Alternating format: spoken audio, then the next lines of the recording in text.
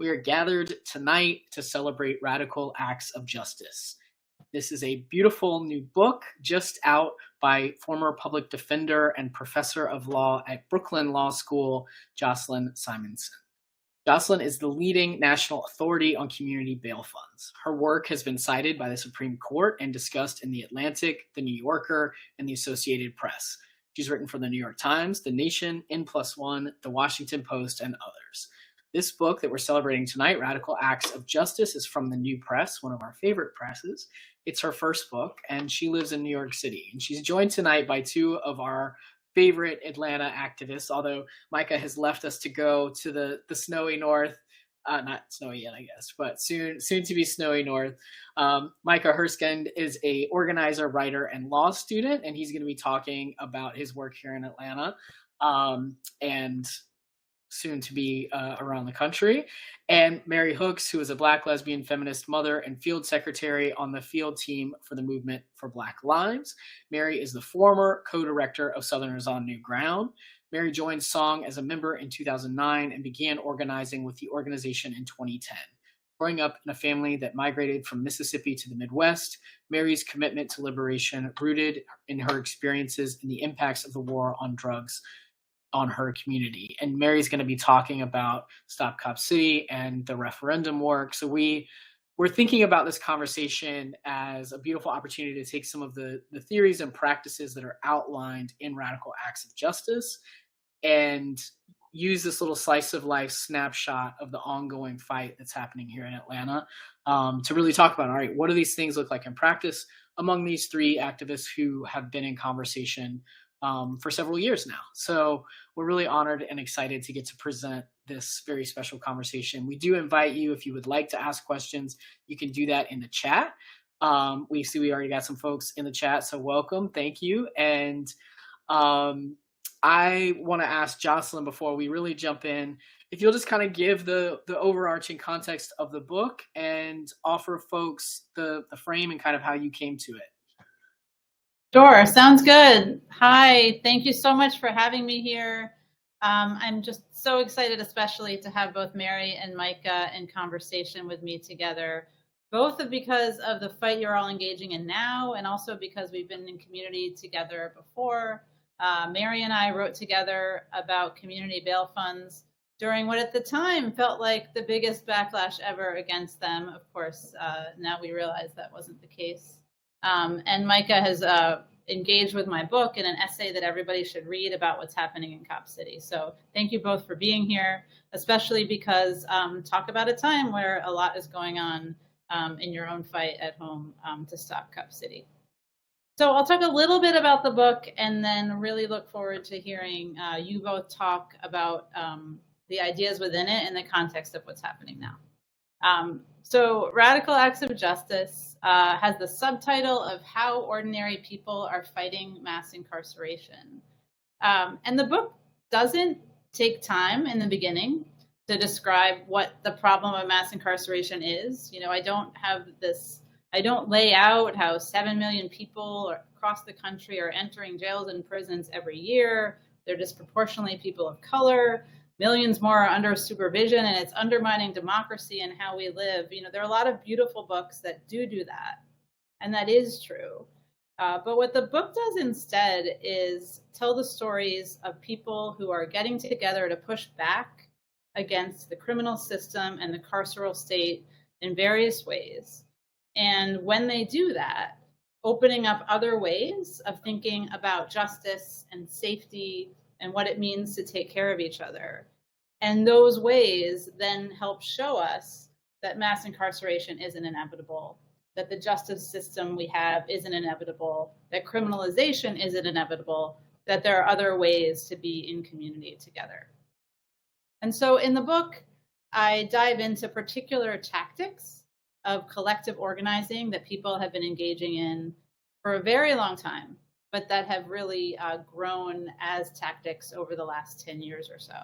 And so those are community bail funds and bailouts, court watching, participatory and collective defense, and people's budgets.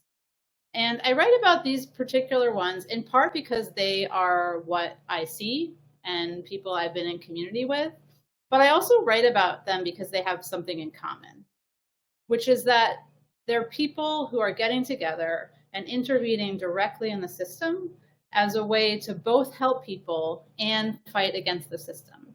And so live out these other ideas of justice and safety that actually help resist the system as they help people. So we could take community bail funds and bailouts as kind of an example of that, and it is one of the first examples in the book, including talking about Mary's own work with Song and the Black Mamas bailout. But when a group gets together and they either form a longstanding community bail fund or a short-term bailout, they are getting together with a pool of money, raising that money, gathering it together, and then they're paying bail not for somebody who's already in their immediate family, probably not even for a neighbor they know, but for a stranger, for someone who's in a broader community, whether it's a broader sisterhood, a broader neighborhood, a broader identity.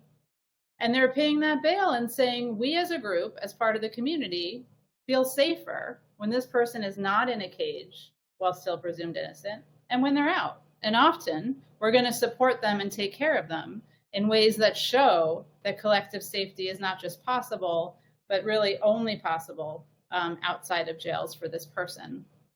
And what's so powerful and disruptive about this act is not just the helping of the individual, which is wonderful, not just the collective care, but the collective care done by using the tools of the system.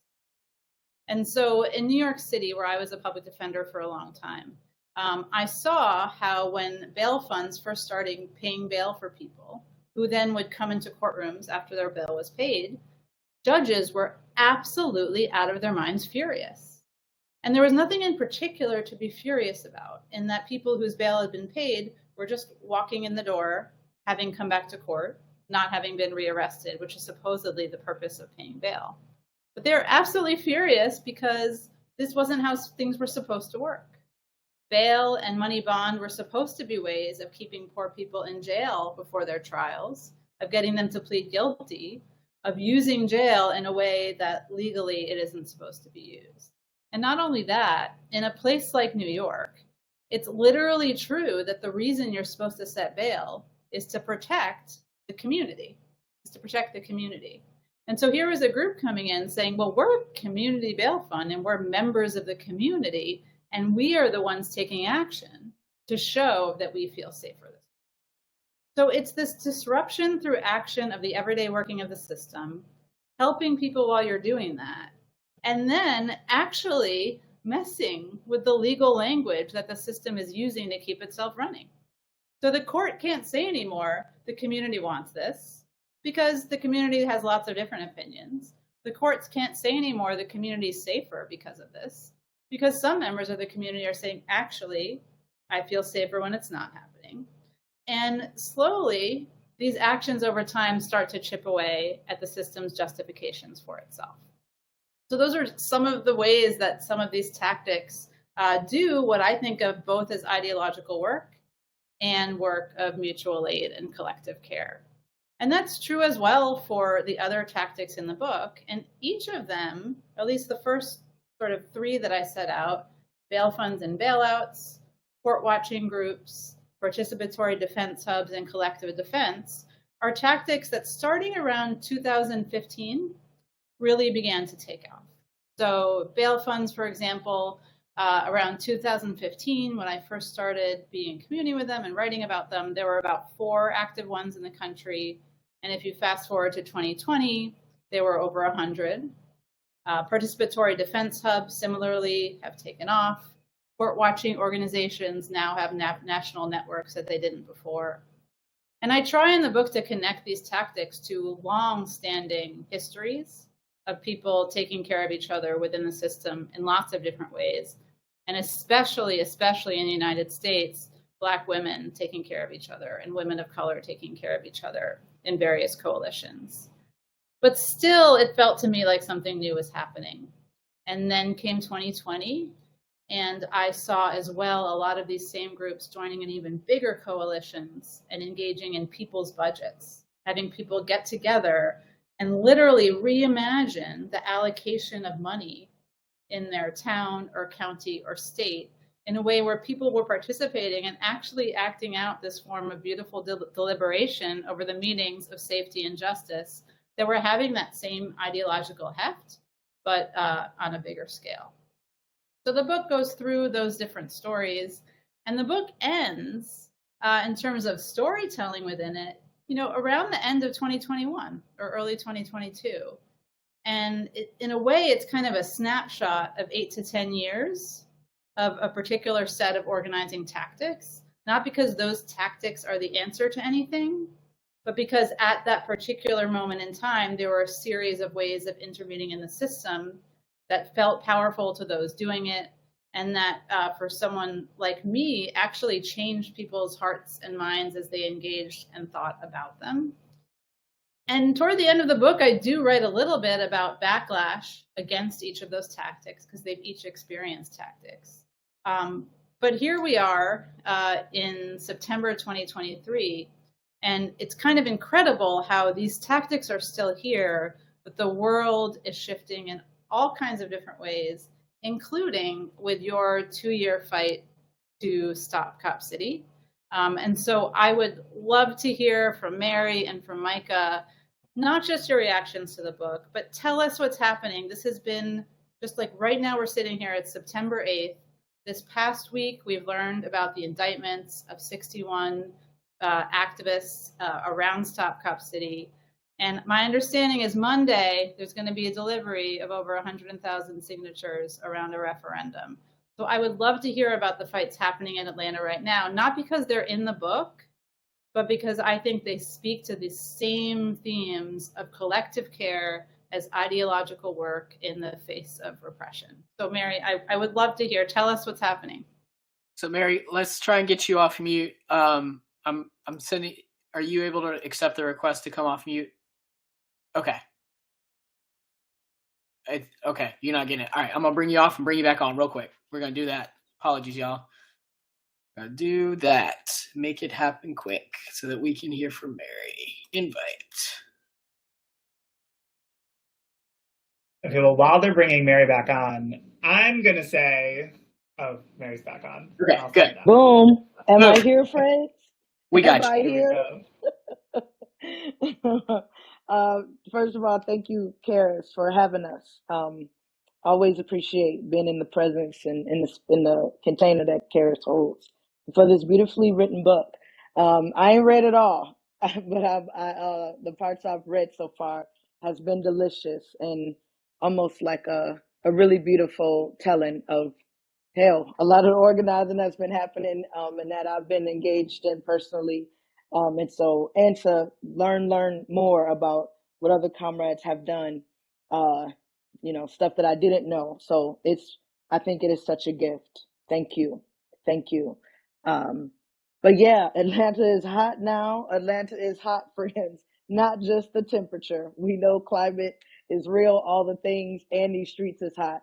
And I'll speak specifically about the referendum, given that over the last few months, that's where I've had my hand in mostly. And it's been a hot Atlanta petition summer. I think that was in June when there was a showdown with city council, and that's when they were deciding to move money. And a few weeks prior to that, I believe someone had tapped Kamau and was like, hey, some lawyers way smarter than myself was like, hey, friends, y'all seen this case that happened down over there in one of the Camden County, Georgia? And they recently had come out of a referendum fight on the county level around like a space shuttle landing area that they didn't want. And I'm trying to move a little quickly, so I won't, spoil all the details and drag through all the details. But essentially, we saw that it was a pathway to doing a referendum, and it got folks really digging into what our city charter allows, doesn't allow, whatever, when it comes to referendums. And so given our timeline we wanted to be on, when we knew that it was politically, legally feasible, and we could understand at least 50%. I mean, obviously this wasn't something that many of us had done in the city. It hadn't been done in recent history. I believe the last time a referendum was attempted was when folks were over in Vine City organized to try to stop the Mercedes-Benz Stadium. And they, attempted the signature gathering portion, but I don't believe made it through that phase. So there was a lot that we have been learning, still learning on the journey as we, engaged in this tactic. One of the things we'd always and had been clear about was that, one, how do we establish the infrastructure one needs to carry out such a large scale, strategy in order to get the amount of signatures that we would need. While also, being in right relationship with a broader Stop Cop City movement that has been, beautifully decentralized, beautifully, grassroots, beautifully, like, folks have been getting it in the mud, like folks have been calling, raising grants, to Stop Cop City. Folks put their bodies on the line, and so I also want to just always shout out to the courage of the forest defenders. And when we saw that this referendum was possible, we kind of stood the infrastructure up real quickly in a matter of a few weeks, given the timeline. But we knew that, part of what we were seeing that was also a affront to our people was the way in which people were exercising democracy, exercising, their right to demonstrate and to use, any means necessary to pressure our electeds and to see them betray us in our faces, would barely look at folks when they're talking at City Hall and all of these things. It seemed like a ripe moment to assert some direct democracy, because they kept saying, people keep calling offices, they saying they want it. They want Cop City. They love Cop City. You know what I mean? And we like, that ain't what the streets saying to us. That ain't what we saying. And so it became a matter of like, all right, we're going to show and prove. We're going to show and prove, And so I think part of, what has been beautiful about, this petition collection, and there's been so many organizations, y'all, that have engaged in this. The movement building inside of this has been delicious, in addition to the entry point of, everyday people who have watched the Cop City movement. You know what I mean? I'm sure every time it was a time to like make a phone call, they'll make a phone call. They're like, I ain't going out there with these cats, but I'll make a phone call, for folks to literally put their bodies on the line, not in the same way it has been done, but folks that have to do something to take action, interrupt your day, stop for a minute. You know what I mean? I know you got to put the groceries in the car, but give me your ear, and calling our people's attention to this situation. And there were still some people in the canvassing when we talked to people that didn't know about Cop City, but great majority has. And I think one, because it's been a beautiful fucking struggle, while at the same time, these last few years of the way in which folks have been blaring and calling, and ringing the alarm around police violence, around carceral, and state violence. And so I think people have been ready. And for us to be able to do that at scale, I think is what has been a very powerful piece, but also shows us our limitations around what scale can and cannot do. So I'm like, we got I think we had like maybe 112,000 raw signatures. We need like 58,232 to be verified. And I think that, many of us who are organizers and who we're like, what do we do with that 122,000? How do we raise consciousness, politicize our people? How do we make sure that we're moving people further to the left? How do we make sure that this is not just like a quick little touch, but that we have the invitation for people to continue to engage? And I think that's what many of the tactics like you've named before that has been a part of, many of these organizing experiments, to try to get fucking free, has been, testing and experimenting with around how do we at scale, at mass, and bring our people into deeper relationship to movement and struggle. And what are the ways in which we maximize every opportunity, whether it be a petition collection moment, a town hall, an action, a mobilization, to do and say and bring about a hunger and thirst for our people to want to put their lives in this, to commit their lives to this struggle. And some of the work that we've done over the years, I think there has, not everybody, y'all, okay, let's be real, not everybody don't want that, but there has been many who have, leaned into that invitation, who are still, committed to organizations, which I think is amazing. And we know that this work is always about seeding, we're seeding the ground for what could also be possible when people continue to, nourish the west side of Southwest Atlanta and going over to the east side, and we continue to be an active presence in people's lives and in community. We know where people at. We knew the best places to go get signatures. You know what I'm saying? And so that's where we know we have to go to continue to compel our people to come into organizing. I'm gonna stop because I feel like I wasn't timing myself. So I feel like I've been talking a long time. So I'm gonna stop. And super excited to hear. I know I said 20 minutes. Y'all supposed to have to have another commitment. Some comrades from Berlin, Germany, has come into town. Anywho, I'm rambling, but that's why I have to dip. So I'm going to stay for a few minutes, and then I'm going to look at the recording to hear how beautiful the rest of this conversation is. Great. Thanks, Mary. Yeah, so there's so much to respond to. I love hearing Mary talk about the referendum, in part because I think, in thinking about this book, which everybody should buy, I know that there's like a link to click on it. Jocelyn is talking about the many different ways that people engage with the system, in order to transform the system, in order to create something different. And referendum struggle, the referendum law on the books, in Atlanta is not one that is designed to let people pass successful referendums. This is not something that happens.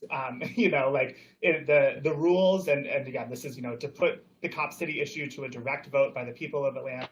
The rules are, make for this incredibly uphill battle. You have to get 15% of registered voters in the last municipal election, which means that we're tracking down people who have lived in Atlanta since 2021 and were registered to vote in 2021. So, that excludes anyone who was 16 in 2021, if I'm doing my math right. Anyone who was not registered to vote, who couldn't have been, anyone who's moved here in the last 2 years. That's this major uphill battle. It also excludes anyone outside of city limits, which means that, this site where they're trying to build Cop City, which is outside of city limits, the people who live there have no say. And so there are all of these structural barriers to making this thing happen. And yet, so of course, when the referendum was announced, the pundits and, the city hall adjacent people were saying, max, they'll get 10,000 signatures, they're never gonna be able to do this. Here the campaign is, with 112,000 signatures. And I want to be really clear, it's going to go to a legal battle. The courts have a lot of power. Powerful people have a lot of power. Who knows what's going to happen?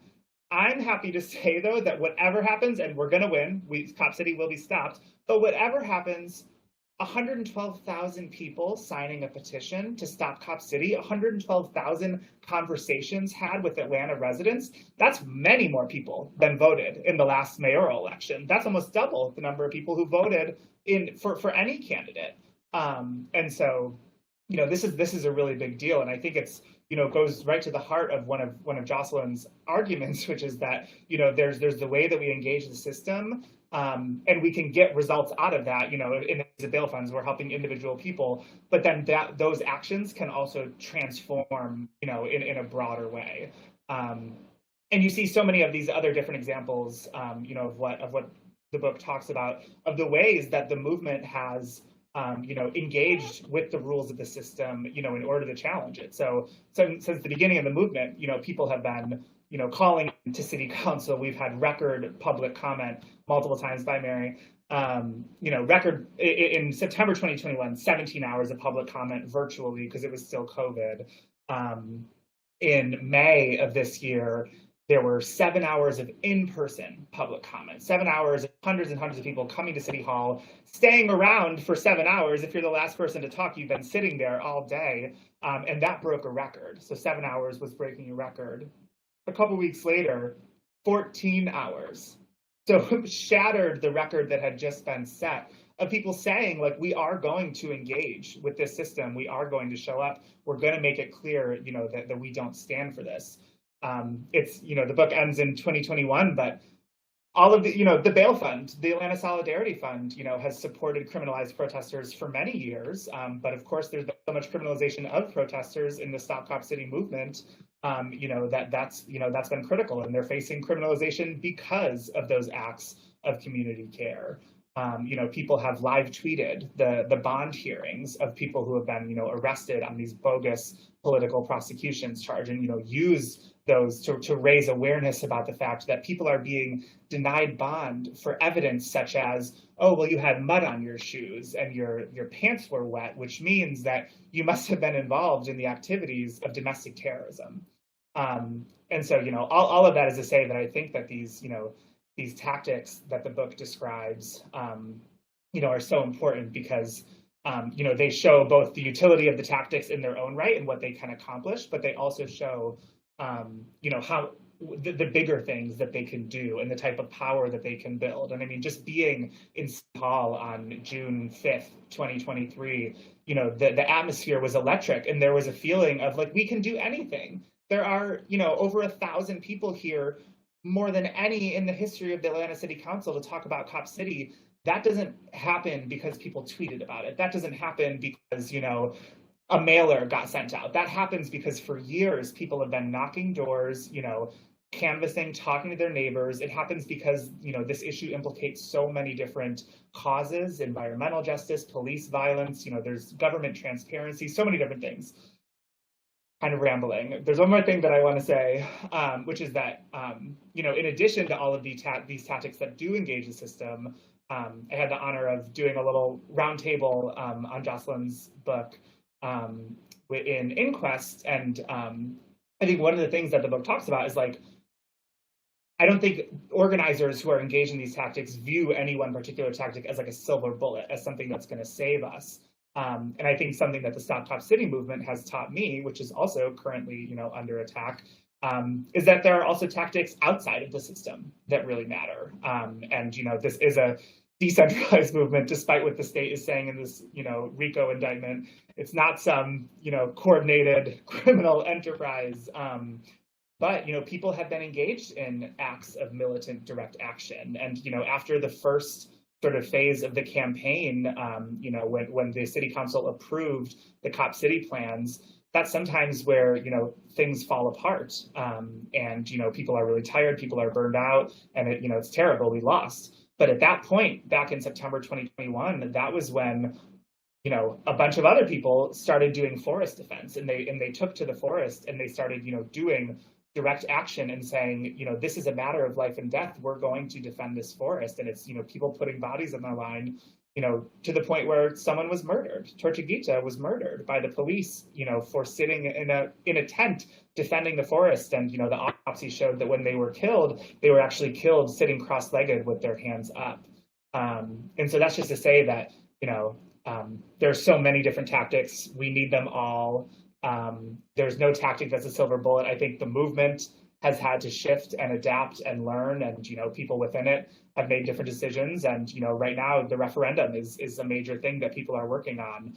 But there's so many different tactics, and we need all of them. Thank you so much for all of that, and thank you to Mary, who I think was coming from a rally, then came to us, and now is going to meet with people coming from Berlin to talk about the fight. So really appreciate her being here.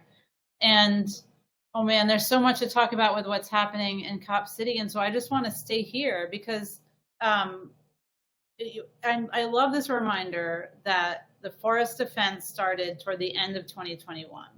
And again, if I'm sort of layering the book on, that's around when the stories in the book are coming to an end, right? This decade of these tactics that I described, not as the only tactics, but as really powerful ones that are gaining momentum, become incredibly powerful, and sometimes groups are shifting to other ones. And you're reminding us that that's true, but also groups, it's not resorted to, but the tactic at the time that had the power was to go literally sit and live and take care of each other within the forest, which of course is not within the rules of the system as set out, but is something different. It's a different kind of collective act, different kind of collective care. And now we're hearing from Mary and reminded that right now, on Monday, what was it, 128,000? Did I get the right number? 112, yeah. 112,000. It was 58 and 12. 112,000 signatures are going to be delivered. I mean, talk about a relatively tedious act of democracy. Hundreds and hundreds of people talking to thousands of people and getting, and as you say, one-on-one conversations and literally submitting what, it's hard to think of a more basic democratic act than trying to get a referendum, right? It's not a complicated voting procedure. What they're asking for is, can we all vote on whether or not to do this thing? Right. And kind of this, it's not basic, I think it's actually very profound, but an act that's clearly of democracy. And so one of the things I talk about in the book is how these collective acts of using the system aren't necessarily thought about as moments of democracy, right? So when you pay bail for somebody, or even when you sit and watch court, when you collectively work on someone's case, or when you're not in a budget hearing, but you're outside and generating a budget together, someone might think, okay, that's organizing, but that's not democracy. And one of my arguments is that actually it is, that it's actually profoundly democratic act, not of literally self-governments, but of actually of collectively engaging with the state and with each other simultaneously in a stance of critique, but in a really also powerful stance of collective care. And I see those things also, as you point out in your essay, in tactics outside of the state, which of course are in stance of critique toward the state. And then I just feel so moved to think about the signature gathering and the referendum and the testimony in city council as ones that are easier to see as acts of democracy, but I think are more profound when we think of, as you say, not just the referendum, but all the conversations and the process along the way. And one of the most moving things for me about the process of writing this book was, I have been studying and thinking about bail funds and court watching and participatory defense for years, but it wasn't until I was writing the book that I got to sit down and do long interviews with organizers to talk about the work that they had been doing within these tactics, and got to tell these stories in a way that focused not just on the power of the tactic, but I often think about, right? What is the power of this bail fund? What is this court watch group doing when they live tweet, for instance, a hearing when someone's been arrested because they're part of a bail fund? But also, what is that experience like for the person? And how can that transform you? And how can that individual transformation then have a collective impact? Because time and time again, what I found is that people who engage in these sometimes seemingly tedious, sometimes not, acts of collective care and democracy are nearly inevitably, if they continue to do it, transformed in some way through the work.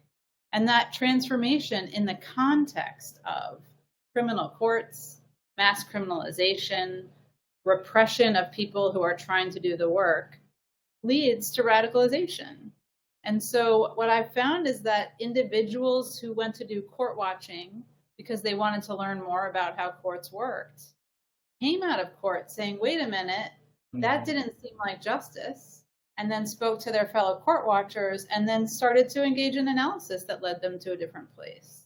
Or if we're thinking about groups, community bail funds very often started out, we can think about the Massachusetts Bail Fund. When it started in 2011, it was actually at the time a trailblazer, had the mission of trying to free people who were incarcerated because of their poverty and help them. And if you look at them now, their hashtag is free them all in all caps. Like they have transformed from social workers saying we want to help and take care of people to an explicitly abolitionist organization that's in community with groups all over Boston and all over the country. And this absolutely connects back to Atlanta, because then we can circle back and look at this 2-year fight when, let's be clear, it's not that Mary Hooks started organizing 2 years ago, right? Mary Hooks is in the book because she is a longstanding, decades-long leader and organizer who has done the Black Mamas bailout, who has worked with Southerners on the ground, who has engaged in pretty much every tactic in the book, and now is coming in to do this referendum. In parallel, we have people who are, for the first time, as I understand it, being radicalized and engaged in work through Stop Custody. Whoever the people are, the tactics are there. There are just more of them. So you have a bail fund, the Atlanta Solidarity Fund, which isn't exclusively a bail fund, but is in part a bail fund, that has been supporting the work of the movement since it began and has literally been criminalized for it, right? The leaders have been arrested and charged precisely with operating the bail fund for being a crime. And then, as we saw this week, then became part of a larger indictment of 61 different people. There's court watching, because after this criminalization, there is court to watch and live tweeting about what's happening. There is collective defense in many different senses. One would be outside of court, like people literally are physically defending their lives in the forest.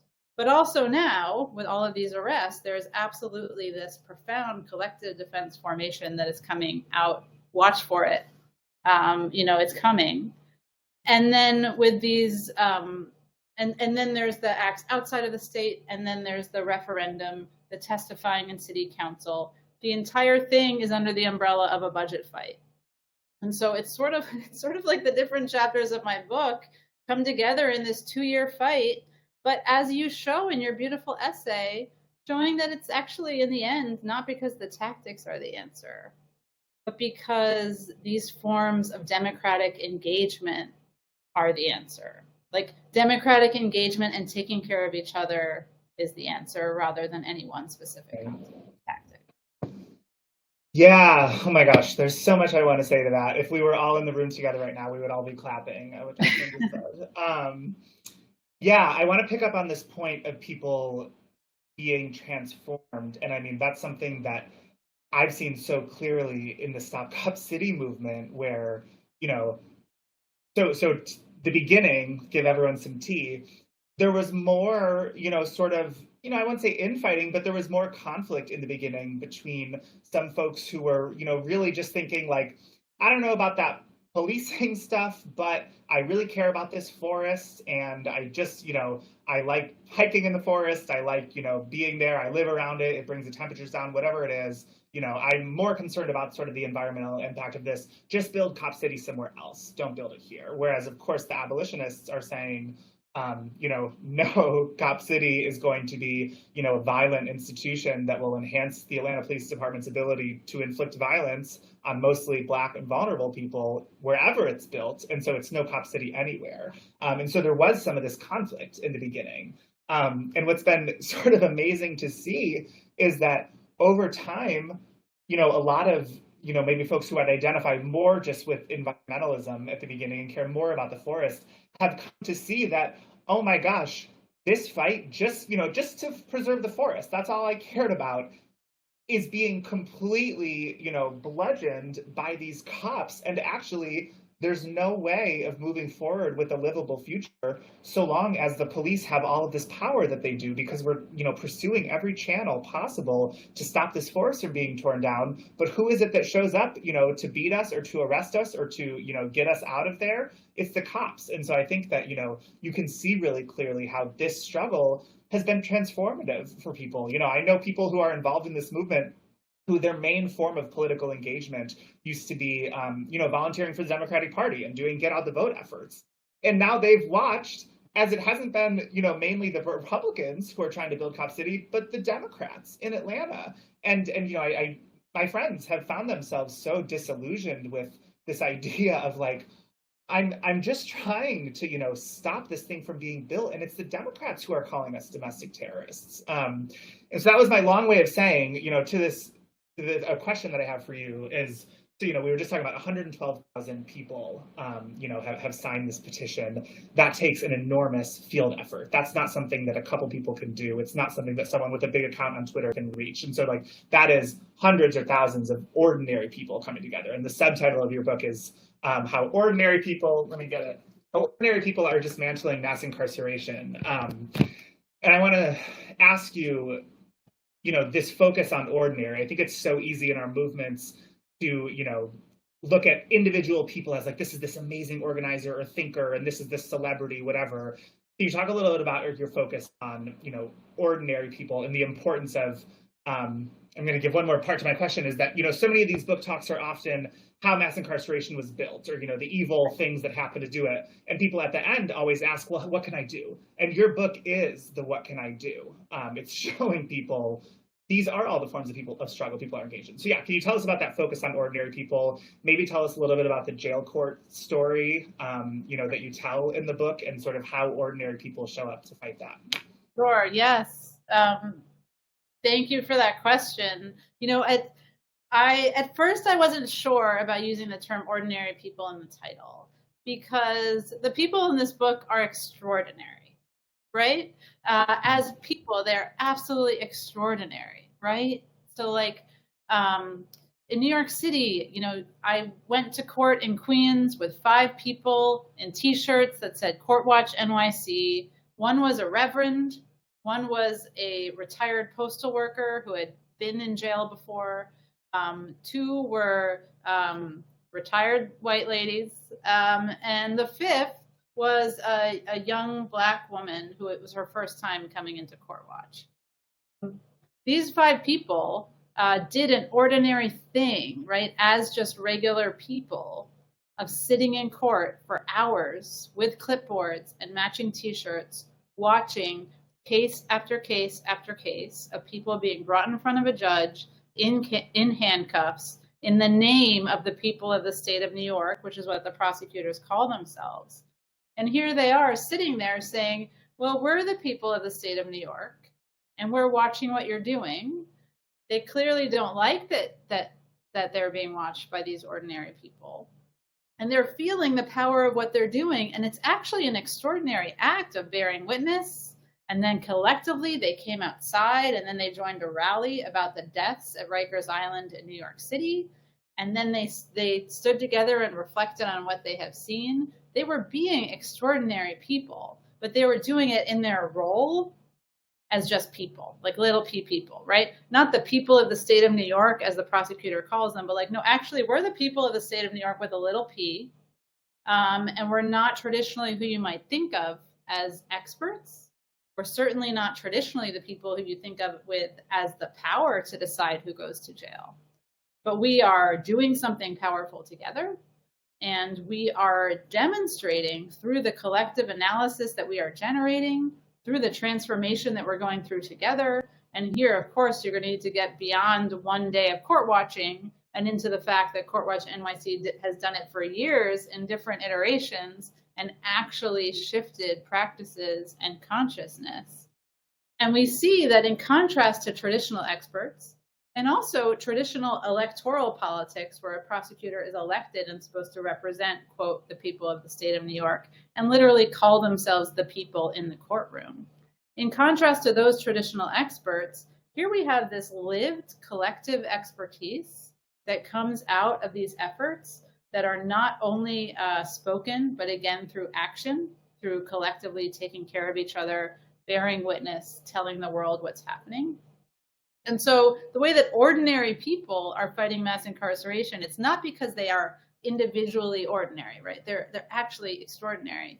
It's because they are engaging as, you know, not experts, not regular, they're just doing it as people. And so that's what that word is trying to do. And I'm trying to be provocative a little bit because they're not ordinary, but the point, thank you for noticing, is not to tell a story, not to write a book, and again, there are really beautiful ones that I can recommend, about what the problem with mass incarceration is, what the problem with the carceral state is, or even what theories of abolition are.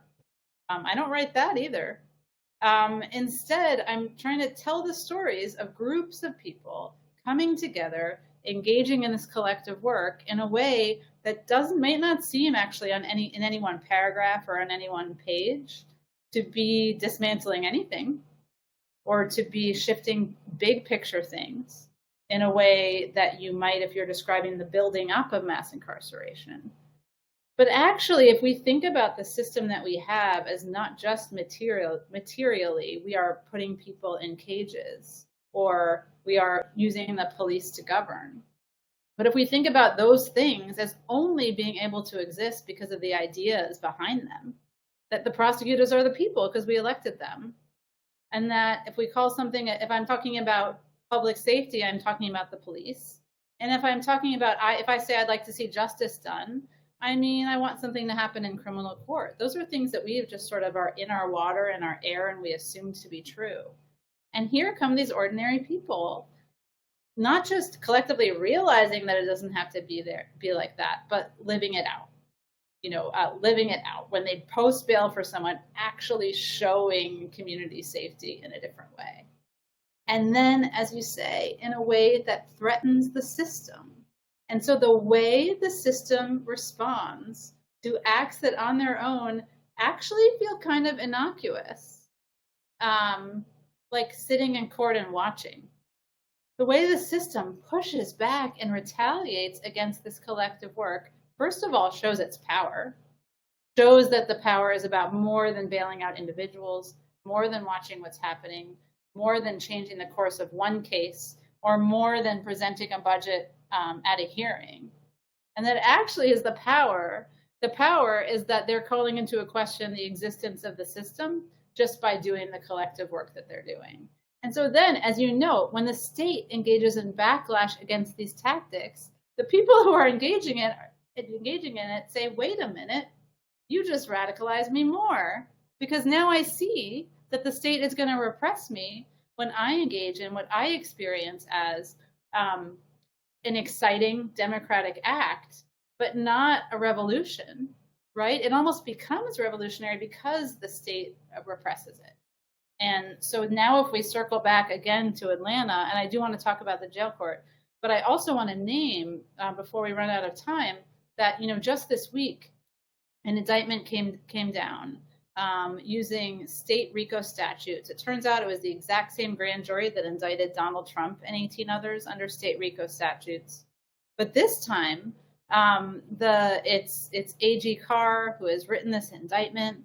And if you read it, it's 106 pages, and I sort of recommend reading it, weirdly, because it is this really wild document, just absolutely wild document that talks about the meaning of mutual aid and describes how these groups believe in taking care of each other, and then uses that to say, therefore, they are a criminal enterprise. And, by stating that, it's a very scary thing that they're trying to criminalize it. But again, it also shows its profound power that the state now experiences mutual aid, people taking care of each other, as criminal. And so thanks for mentioning the jail court story. This actually relates to the Massachusetts Bail Fund as well. In the book, I end in the last chapter by trying to tell some stories of some of these tactics coming together in a way that we can actually, again, see beyond the one day of sitting in court how ideological shifts are happening. And so jail court was a short-lived court in Boston, Massachusetts, where toward the end of 2021, the sheriff literally took a room in the local jail, put an American flag in it, and said, this is going to be our new court. He didn't call it jail court, but the Massachusetts Bail Fund, Court Watch Massachusetts, Black and Pink MA, Partners for Justice is Healing, and lots of groups in Boston that had been doing each of the tactics that I talk about in the book, got together, and because they were already in community with each other, said, that is not a court to help people who don't have homes, because what they did is they were sweeping an area called Mass and Cass in Boston, which, by the way, they are still sweeping and criminalizing. But they were sweeping, criminalizing people and bringing them to a special room in jail. Why? Because they would already be in jail. So it would make things easier, right? They were bringing them in jail to have their cases heard. They said it would help connect them to treatment, but it was actually a way to bypass the regular court and criminalize people. And it was called jail court by the communities who came together and did a number of things. So the Massachusetts Bail Fund had been paying bail for a decade. Court Watch MA had been watching courts in Massachusetts for years. Families for Justice is Healing had been engaging in participatory defense and collective defense by and for women and formerly incarcerated women for years and years. MAP is the material, I'm going to get the acronym right. MAP is a group that has been working for people who are marginalized in Boston for decades. And so each of them had these tactics that they are engaged in, but they were already in community with each other. And so they jumped into actions. The very first day of so-called jail court, they were protesting outside of the jail. They were explaining their First Amendment right to be in there and actually getting into the tiny little room where they broadcast what was happening in the other tiny little room in the jail. So they were court watching, live tweeting it. The Massachusetts Bail Fund was jumping in to pay bail for people whose bail was set in jail court. They were getting ready to help collectively with defense, and they were in partnership with other groups who were able to provide solidarity and social support. They're doing all this, they're protesting outside, and because they already have built up this community and this presence, they are able to talk to reporters in a way where when the news comes out about the jail court, the news did not say, "Good news, everybody. Our sheriff has created a new court to help people who don't have homes." Instead, the news says, there is a big controversy here because outside people are holding up signs, right, that are saying that like jail is not safer than homes, right? They're showing us through taking care of people who go through the court, through bearing witness to it, that there are other ways to have community safety. And they are calling out the propaganda of the system, which thought that by putting that flag in that little room in jail, everyone would understand this is a court, this is justice. And sure enough, within weeks, that jail court closed. It closed. The state couldn't maintain the charade that they were doing something special, caring, important, or even that justice was happening in that room. And there's no way that would have happened without that collective coalitional work. And I think that the coalitional work was made possible by these tactics that have been built over time. Again, not because bail funds are the answer or court watching is the answer, but because they're an answer. They're a tactic. They're a way to both care for each other and build analysis and community. And I should also say what reminds me, and circling back to Cop City, is that they were building community across things that are sometimes thought of as siloed, right?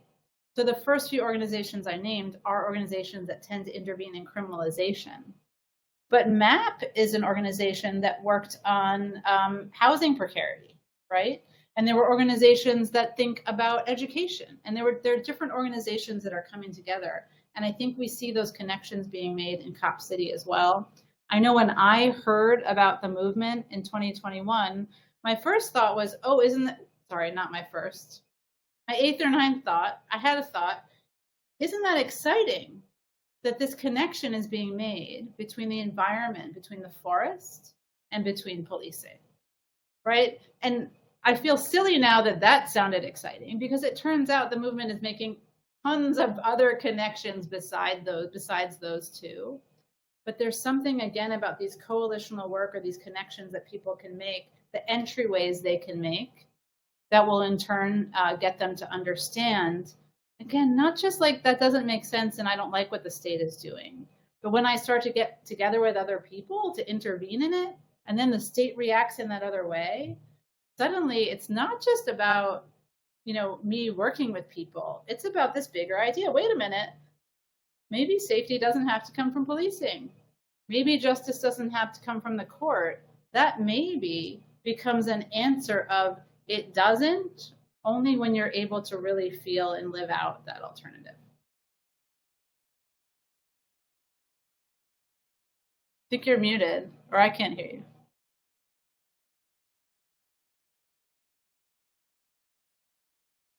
I think your headphones, yeah. No, we can't. No. Rude headphones. Hold on. That's okay. I'm going to just take you out and bring you back in. We'll just refresh. One moment. All right. Mercury is definitely in retrograde, y'all. I'm so sorry that we are having our AV issues, but we appreciate you hanging in with us so that we can hear all these brilliant conversations. So 1 second while we get Micah back. Sounds good. And I know we're running toward the end, but I do hope we'll get to have Micah give sort of a last. Here he comes. Yeah. Hi. Can you hear me now? Yes, perfect. Hi. Good. I'm sorry about that, everyone. Yes, I know I think I was supposed to leave time for questions. So if anyone does have one, feel free to drop it in and we can try to answer it quickly.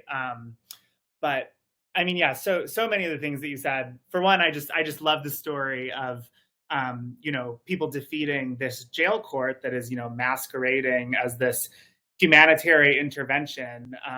And the reason they were able to do it, and I think, what you're speaking to more broadly is infrastructure and relationships, is that people had been struggling together. They had been organizing together. They knew each other. They could trust each other.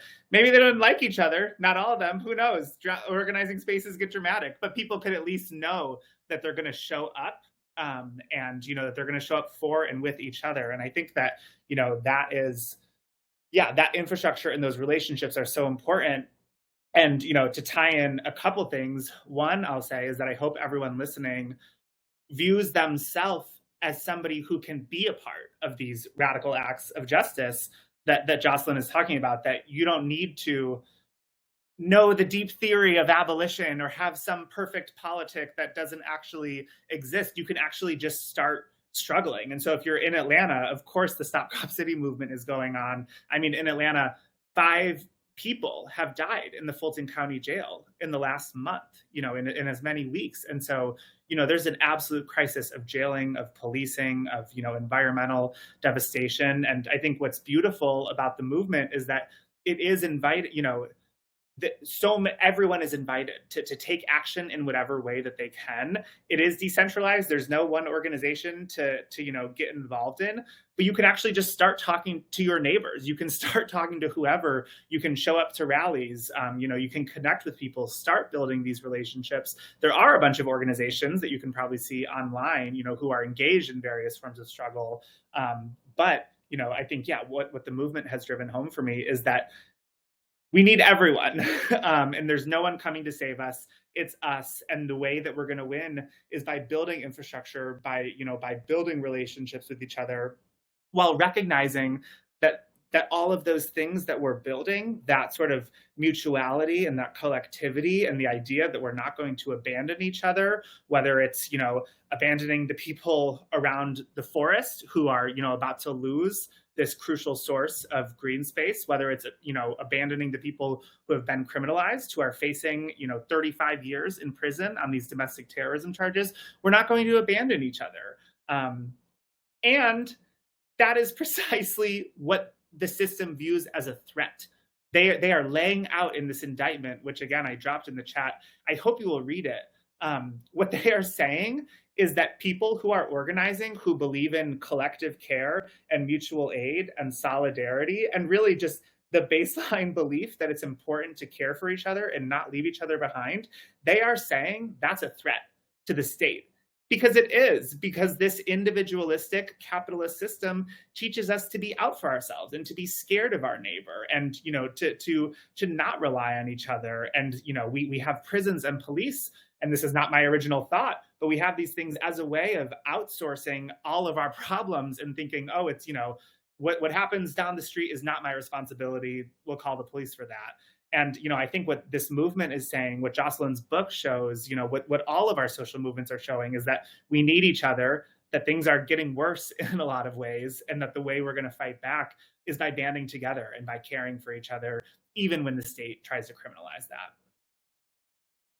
Hear, hear. I think that's a beautiful way to end.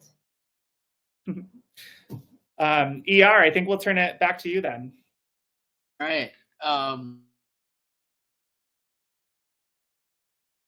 Hopeful when I hear Micah and Mary talk. It makes me like the fact that y'all are in the trenches, deeply, deeply in the trenches, and you know all of the ins and outs and all of the actual terror that we are receiving from the police, and yet you are so nuanced and so thoughtful and so kind to everyone who is trying to find their path.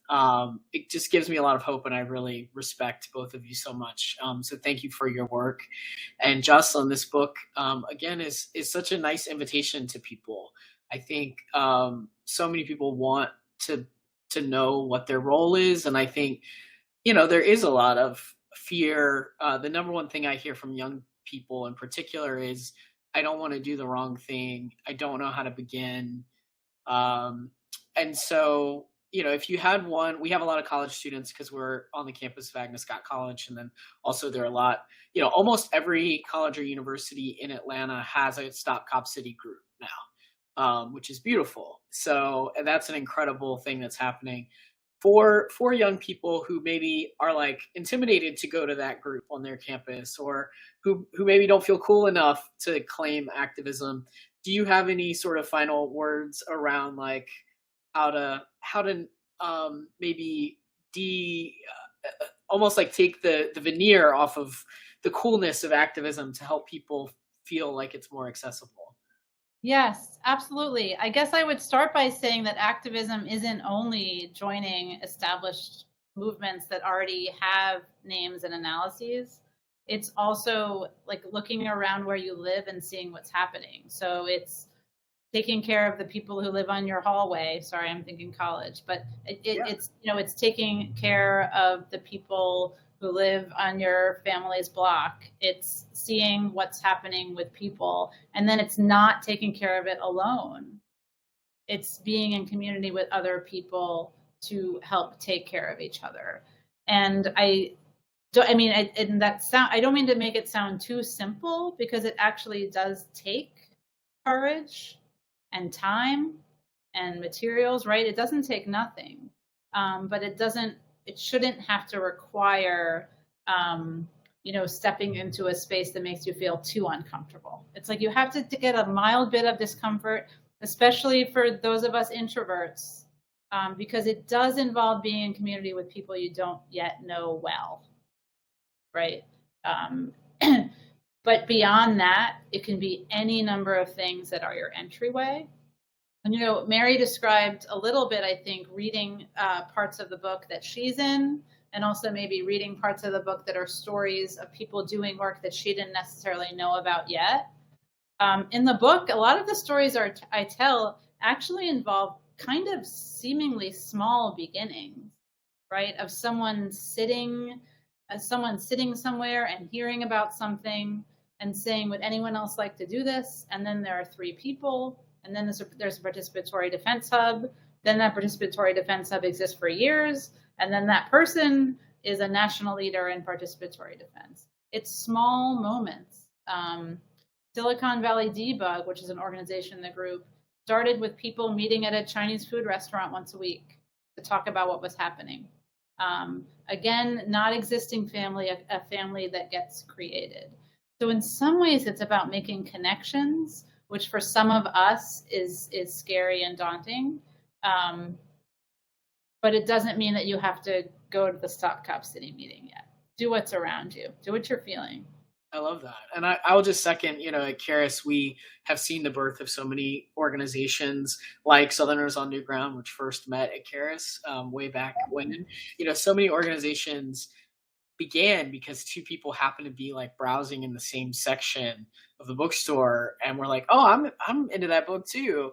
And literally whole, you know, important, deep movements have been formed because of the serendipity of 2 people being interested in the same book. And so time after time, you know, I can point to people that met because they just happened to have a really casual conversation. So I think as we navigate the world, continue to navigate the world with COVID, it's important that we figure out how to do that as safely as possible, but not lose those in-person serendipitous things, and try to talk to people at the grocery store and the post office and the coffee shop and all that kind of stuff, because that's one of the joys of this referendum, is that these people are connecting around this in a way that I think a lot of people really felt the loss and longing for during the more cloistered part of COVID. So it's my hope that these ties that are being built through the referendum and the conversations are also going to, some other kind of activism is going to bubble up from these conversations that we can't even imagine yet.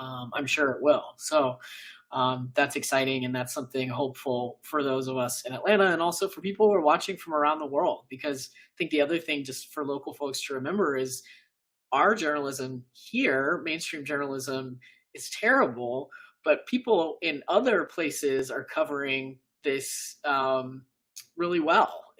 It's just very hard to tell if all you read is local journalism, which is bought and paid for by the people who also have bought and paid for Cop Cities. So it's a frustrating situation if you're trying to find information and you're new to kind of information literacy. So it's a reminder to check out, yes, the Open Collective.